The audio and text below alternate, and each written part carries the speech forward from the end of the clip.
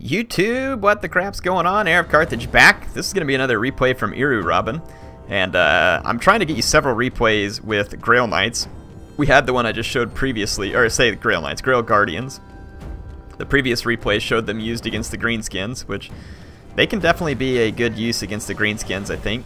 Let's take a look at what Iru is sporting in this case. He's got some questing knights, Grail Knight, and a Grail Guardian unit rolling with the Fey Enchantress. So I like the combination anti-armor, anti-large, and just tank.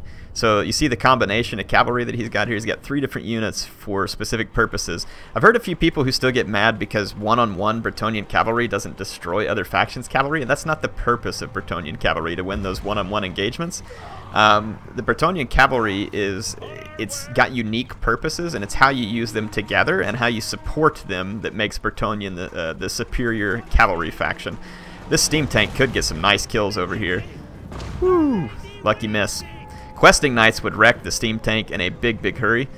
And then there's some peasant mob leading up, some foot squires, and a lot of spears led by a Grail relic. So a good choice in the center. Royal Pegasus Knights are almost a must, in my opinion, for Bretonnian armies.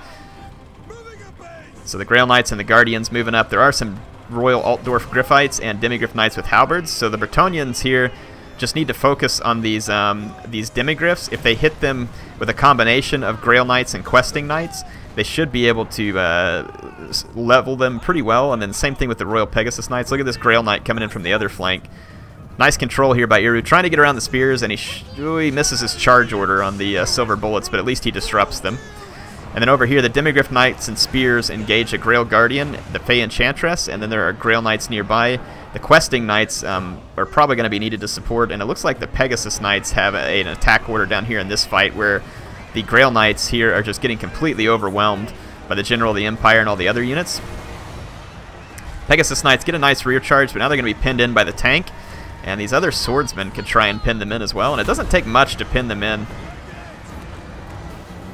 It looks like the Empire is getting an Earthblood, but it looks like maybe already some healing done for the Bretonnian units. And of course the Mist of the Lady is slowly pulling hit points away from the Demigryphs and the Flagellants and other stuff around.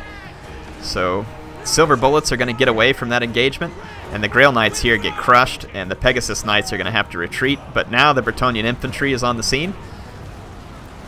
Flagellants, I kind of like them as a pick sometimes versus Bretonnia. And look at this, the silver bullets loose, and they're putting some deadly fire. And remember, they have magical attacks, so they're going to ignore the physical resistance of the Grail Guardians. But one Demigryph Knight plus the spears basically dealt with due to the tanking of the Grail Guardians. And then the combination of the Questing Knights and everything. Demigryph Knights lose a lot of hit points to Questing Knights because they rely heavily on their really good armor. And you can see here that the Bretonnian cavalry is just going to pull away from the infantry and go get involved in another fight. Initially, though, the engagement looks pretty good for the Empire. They did lose a Demigryph Knight, but their infantry had a good position, and their general's quite safe, and the steam tank has been causing problems too. Remember, though, that all the Grail Knights are immune to psychology. Here, the handgunner is going to get wrecked by a Royal Pegasus Knight charge. And so now the real hurt is going to start to drop in the center for the Empire. They're using Earthblood. They're doing their best to keep their units alive, so it is a pretty close game right now. Look at this regrouped Grail Knight that got torn up in that initial engagement. Going to come back and deliver a pretty devastating rear charge. Remember that these guys stay fresh, so Iru's still going to get some use out of them. The steam tank is getting close to this fight, but now there's healing for Bretonnia, so an Earthblood up for Bretonnia. There's spears and other units in here to help tank. The Questing Knights are in the combat, so you're getting a lot of armor-piercing damage done. Grail Guardians are there. They can tank a ton of hit points with their physical resistance. The Grail Relic is boosting up leadership levels so that the Empire is surrounding, and other effects aren't working. The Royal Altdorf Griffites get destroyed by the combination Pegasus Knights, Grail Guardians, Questing Knights, all the other stuff. They just got wrecked. And if you get spears into a cavalry fight in Warhammer without them being charged, spears are actually pretty effective in Warhammer. Not like Rome 2, where the spears would still sometimes questionable in performance versus large. So yeah, there you go. The Questing Knights are kind of losing over here. They're very tired. And it looked like the Empire was just trying to do a little bit of healing there too. The General of the Empire is still very healthy. The Fey Enchantress, though, is in very good shape. And now the Grail Guardians are holding the Steam Tank down. And Steam Tank doesn't perform great versus Cavalry. It does some armor-piercing damage, and that, you know, it causes terror. So if the Cavalry is not immune to terror, then it can be quite useful. But I believe both Questing Knights and Grail Knights are immune to terror. So the Steam Tank now going to take devastating damage. The regrouped Altdorf Griffites charging in. They only have 6 unit models, but still they're going to do some damage to the Questing Knights. And then here comes the other regrouped Demigryph Knight. What a chalice of potions here, which allows the Comet of Cassandora to be used. Did a ton of damage to the Flagellants here. So IruRobin took what was a pretty close fight, and he's now turning it around. The Demigryph Knights once again routing, and the Steam Tank has picked up more than it can handle here with all of the Bretonnian cavalry. While again, the Fey Enchantress just slowly eats away at the life of the enemy army. It's kind of ironic, right? You know, you got the beauty of the lady here who gives life with the Lore of Life, but then apparently she sucks it out of her enemies as well. So kind of an interesting combination on that unit. So one of the many reasons Mist of the Lady is a fantastic ability, and I think it makes her very useful.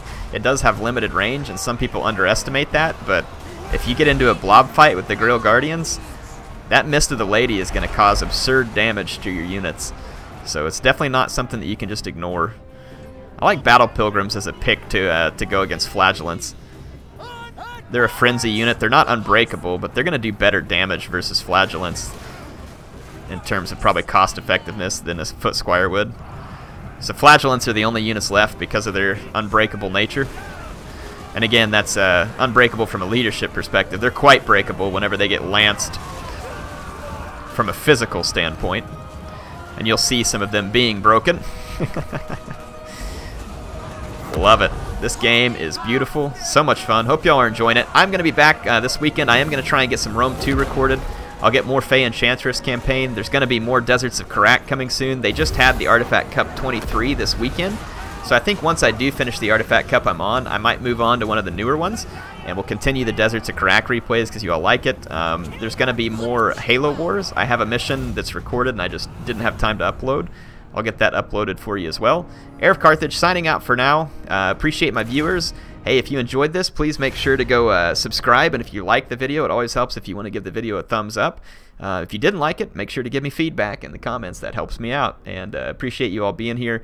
Appreciate MSI sponsoring the build that I'm recording this with. And their help is immense. And appreciate their generosity. HeirofCarthage signing out. See you soon.